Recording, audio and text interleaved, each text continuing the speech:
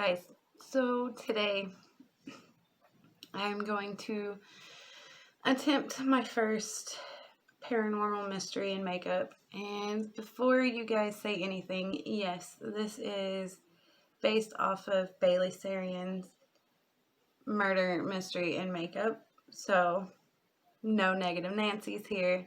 Told you already. So today we are going to talk about Robert the Doll. Now, I'm sure most of you guys know who he is, obviously. And I'm going to do my makeup as we discuss him, I guess. I already did my eyebrows and primed my face. So let's get into this. So Robert the Doll is an allegedly haunted doll. He has inspired child's play. He stands 3 foot tall and he's made of cloth and straw and holds a small toy dog with bulging eyes.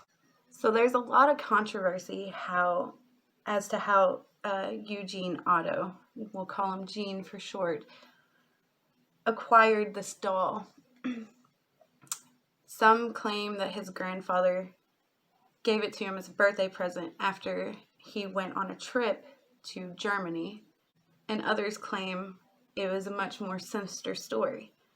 It's said that a young servant who worked for his family cursed the doll with voodoo and black magic and gave it to him to punish his parents because it is said that they mistreated her. Gene quickly became attached to this doll. He named him after himself, Robert, which was Eugene's middle name, and dressed him in some of his clothes, which would be the sailor outfit that Robert the Doll is wearing to this day. So Gene grew up in Key West, Florida, which is where Robert is said to have started getting into these strange and some would say terrifying events.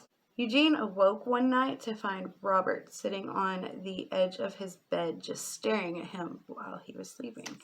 And it wasn't too long after this, Eugene's mother woke up to the sounds of screaming and furniture being tossed around the bedroom of Eugene's bedroom.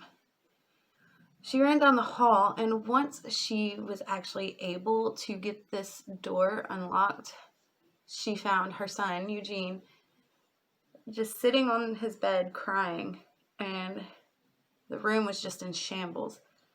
And Robert was just sitting in the floor, and the only thing that Eugene was able to say was, "Robert did it," which throughout his entire life, this was something that was said regularly. So Gene would blame Robert for all sorts of mishaps around the house, such as broken furniture and glassware. It was always Robert did it. The family started finding toys just absolutely destroyed around the house, and you know what it was? It was Robert did it. Which they thought it seemed normal that he was talking to his doll until they heard a completely different response. They reported witnessing Robert speaking on occasions, changing his facial expressions, and running up and down the stairs. Now, it was said that a plumber was hired to do some work and heard a child giggling. Noticed that Robert would often move from one side of the room to the other. He even noticed that things that were sitting in Robert's lap would seem like they had been thrown across the room. And no one was home at the time, so I wonder who it could have been. Robert stayed with Gene pretty much, obviously through Gene's entire life. And whenever Gene went to college. He went to a art school in France. During his time in France, Robert was stuffed into a box, and the box was nailed shut and put in the attic. While Gene was in college, he met his wife, Anne. Whenever Gene's parents passed away, he and Anne ended up moving back to Key West to his parents' house. Once they got back, it was kind of weird because Gene immediately said, "Hey, Robert needs his own room." So he went upstairs to the room that had the window overlooking the street and everything, and built Robert this little bedroom, that had a bed, had tables and chairs. I mean, everything was built to size. I mean, he even had his own little teddy bear. Everything was built to size for Robert. Anne would hear conversations between Gene and Robert. Even, a few laughs here. And one night, Gene insisted that Robert be served dinner first because he was the man of the house. Anne immediately felt uneasy. She requested that he be put in the attic immediately so that he could do no harm. Now, Robert the doll was not very pleased with this. It said that visitors would come over and they would hear what sounded like somebody pacing back and forth, objects being thrown around in the attic, even evil giggles. They would even hear evil giggles. Eventually, Robert escaped the attic and made his way down to the bedroom with the window overlooking the street, and kids would report that Robert was watching them from the upstairs bedroom and even started mocking them as they walked to school. It said that eventually people just completely avoided his house. In 1974, it is said that Gene was found dead in the attic with Robert on top of him with his tiny little hands around his throat. So it wasn't long after Gene died that Anne put the house up for lease and moved back to France. Now, on this lease, it stated that Robert was the sole occupant of the attic.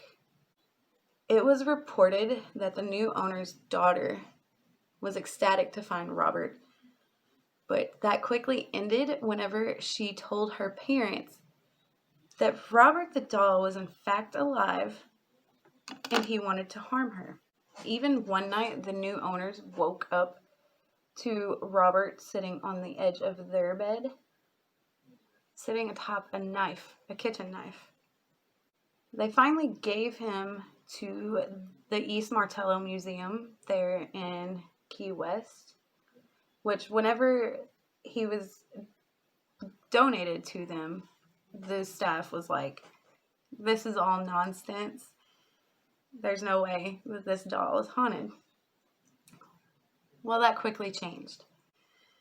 So, to this day, Robert the doll still continues to scare and taunt anyone who comes and visits him.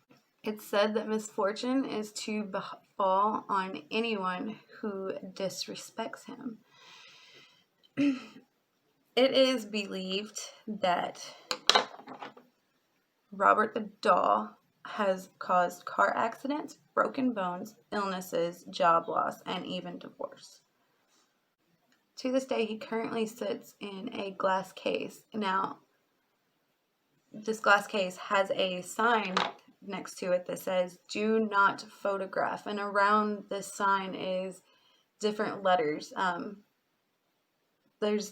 I think it said that he gets up to 1 to 3 letters a day.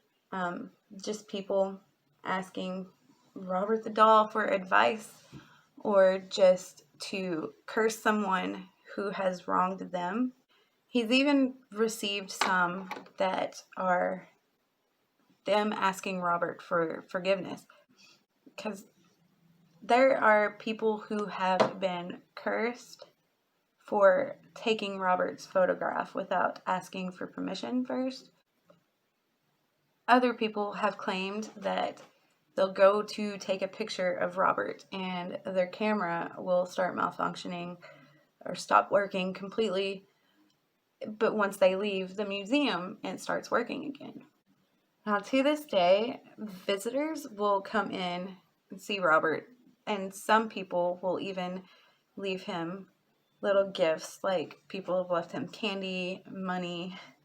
Some have even left him joints. Staff have reported Robert putting his hands on the glass, changes in his facial features, and even hearing evil giggles coming from his case. You can go visit Robert the Doll at the East Martello Museum in Key West. Just remember not to look Robert in the eyes or disrespect him. Officials from the company that made Robert the Doll stated that Robert the Doll was not meant to be a doll at all. He was meant to be more of a window display. Not really sure what that's supposed to mean. I don't really think that has anything to do with him being the way he was.